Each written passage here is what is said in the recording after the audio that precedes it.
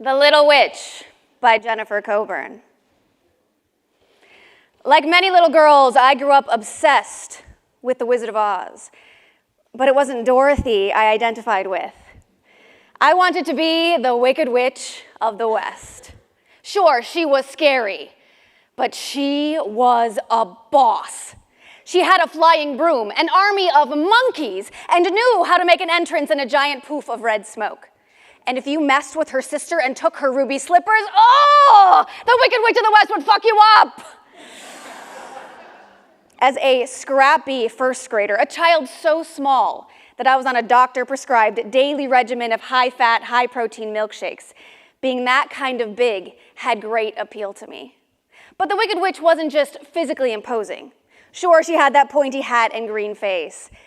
But more importantly, she was in full control of her life. Unlike me, who often felt like I was in the midst of a tornado. My mother and I lived in a studio apartment in Greenwich Village, which by day was vibrant with my mother's actor friends, and by night filled with a string of gay guys she pretended to be engaged to for their work events. That part was wonderful. But in the quiet of the night, when my mother thought I had fallen asleep, I heard her crying on the phone about how she wasn't sure she was going to make rent that month. My parents had just divorced after a 5-year marriage. They met, living the breezy lives of 20-somethings in the 1960s, and they mistook their love of Greenwich Village with a love for each other. According to my father, my mother became too focused on middle-class acquisitions like wall-to-wall carpeting. He said, "When I met your mother, she was a spunky little beatnik who could roll a joint with one hand. Now all she wants is a Hoover vacuum." My mother had just landed a secretarial job at the New York Times, so I thought we were doing all right, until I heard her sobbing on the phone about our financial problems. I had to do something.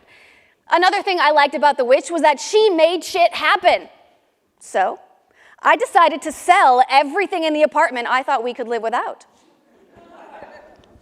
I sold our teacups. I sold my mother's cinnamon-colored suede boots that she said pinched her toes. I sold her copy of A Fear of Flying because she didn't seem all that afraid of airplanes. A lanky woman in a safari print wrap dress cheerfully bought our sugar bowl, but pressed her lips together with pity when she saw that on the blanket with the rest of my wares was my mother's diaphragm. When my mother got home from work that evening, I proudly handed her the $50 she needed for rent. She reached and withdrew her hand 3 times before finally taking the cash and tucking it into her wallet, saying, "Honey, don't sell any more of our stuff." To make matters worse, my father was off in Europe pursuing his music career, promising that when he returned, it would be with a $1 million record contract. His generous instincts didn't do us much good because he was always broke and high and gone. He called me earlier that year from London at 4 a.m. to tell me that he was in a bathtub having a bad LSD trip. Then he cried as he told me about his sister's polio diagnosis 40 years earlier. I wanted to be there for him, but at the same time I was like, "I know you're really struggling, Daddy, but I'm 6 years old and I have show and tell tomorrow." Also, what's LSD? While my father was tripping in London, my mother was searching for a sleepaway camp for me for the summer. New York in July was like Dante's Inferno, if Dante was a pimp doused in whiskey and urine. She took on extra hours at work and found Camp St. Regis, located on the small curve of a bay in East Hampton, complete with craggy white cabins and a beach that was all ours. My cabin was filled with other 6-year-old girls who all smelled like Coppertone and chapstick. The older girls wore halter tops and cork wedge sandals and squirted themselves with Love's Baby Soft perfume before sneaking out to the boys' camp in the middle of the night to tell knock-knock jokes and go to second base. This place was cool. But what made this camp even better was the fact that they put on a big musical at the end of the summer. And that year, the production was The Wizard of Oz, where I sure I would be cast as the Wicked Witch. Among the campers and counselors, I had a reputation for running around, straddling a broom, cackling and screeching lines like, "I'll get you, my pretty, and your little dog, too." While other campers were experimenting with counselors' makeup trying to look pretty, I would use an entire palette of green to cover my face. I wasn't interested in beauty. It was power I sought. And it worked. Every day, campers would ask me to cackle, some looking terrified, others amused, but all paying attention. It was my place in the ecosystem of camp life to act like a witch, so I had no doubt that I would play the role of the Wicked Witch in The Wizard of Oz. But the director, a 16-year-old basketball counselor, when he posted the cast list, it was like somebody dropped a house on me. This freckle-faced point guard thought I would be better suited to play the mayor of Munchkinland. "It's an important role," he said. "The mayor was elected by the Munchkins because he was respected. It's a pivotal character." Now, at 6 years old, I didn't know what pivotal meant, but I did know bullshit. Nobody gave a flying monkey's rat's ass about the mayor of Munchkinland because he doesn't do anything that matters. Does he live? Does he die? Do you know what happened to him? I don't, because nobody gives a flying monkey what happens to the mayor of Munchkinland. You could add a whole new scene where every member of the Lollipop Guild pulls out a baby Uzi and assassinates the mayor and splatters his tiny guts everywhere.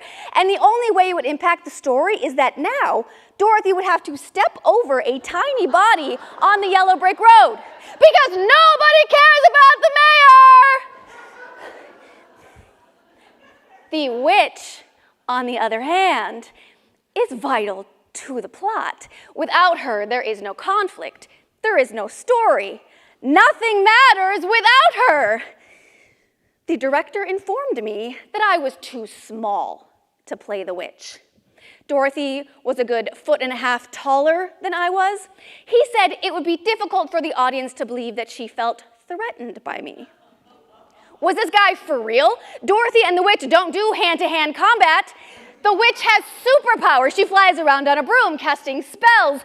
Does he even know what a witch is? Why was this guy directing when he had zero understanding of the material? I was so upset that I wrote my father a letter in England. I told him that camp was a cruel and unjust place and that in protest I was going on a hunger strike. I mailed my letter on the way to the mess hall, where upon realizing that dinner was macaroni and cheese, I promptly forgot all about my hunger strike. The following day, the director had an epiphany. He said I seemed to have a lot of passion for the role, so he was going to add a new character, the Wicked Witch's little cousin who was visiting for the weekend. "I'm thinking of calling her the Little Witch of the South. Can you do a Southern accent?" "Can I do a Southern accent?" "Okay, then it's settled. You'll be the Wicked Witch's little sidekick, and I'll be in every scene with the witch." He sighed and rolled his eyes, but agreed, and all was right with the world again. Until late one night, a voice burst into our cabin. "Where's Jennifer? Is she here? Is she all right? Is she in the hospital?" It was my father, straight off a plane from England. My counselor, Mary, asked, "Why wouldn't she be okay?" He told her about the hunger strike. She laughed, telling him that I hadn't skipped a single snack, let alone a meal. I heard him drop what I later realized were grocery bags filled with Life cereal and Jif peanut butter. So my father, who could make an international phone call on LSD, didn't think to call the camp before getting on a 6-hour flight and going to the grocery store. When he saw me, he said, "Look who's up, it's Gandhi." I nodded. "You made quite a fuss over not being cast as a witch." "Oh, actually, I am a witch." "Are you mad?" My father pondered for a moment. No, baby, I'm not mad. I guess it was time for me to come home. I went on to play the Little Witch of the South at the end of the summer, and the Wicked Witch and I wreaked havoc on Oz. We flew around casting spells. We conjured a poppy field that put Dorothy out cold. Then we locked her in our castle, set a giant hourglass, and said, "When the red sands run out, you're dead." We were fierce. In the end, we were both killed by a bucket of water, but we went down in a cackling splash of glory. There was something powerful in that. As much as I loved my time on stage, the real magic for me that summer wasn't the production itself. It was learning that I had the power to create a new role for myself and change the script. I didn't need a broom or ruby slippers. I just needed to realize that although I was small, my voice didn't have to be. I just needed to speak up and demand to be heard.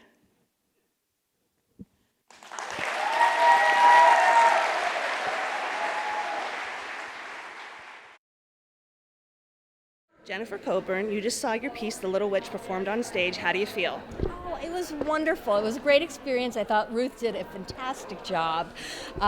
It was just a delight through and through. What would you say was the feeling of watching someone else say your words? Because you're such a storyteller and you've been saying your own words, to have to give up a little freedom and see how someone else interprets it. How did that feel? I was a little bit nervous. I was like, oh my goodness, I've done this story, I've performed this story before, so I know the right way to do it. But I'm like, how am I going to react to somebody else's take on it? But I really loved what you did with the piece. And there were times when I was like, well, hell, I should have done it that way. So wonderful, a little jealous, and just all the feels. Tell me what you'd say to someone thinking about entering the Memoir Showcase contest next year and maybe they're a little nervous, they think it's not for them. What would you say to any potential showcase entry in the future? Nervous? What do you have to be nervous about? You put your story in. If it gets picked, it's wonderful. And if it doesn't, you go and write something else. What are you worried about? Do it. It's my mother energy. Ruth, we don't often get to perform in front of the writers. How did it feel to have Jennifer in the audience tonight? It was so much fun to put Jennifer's words to life.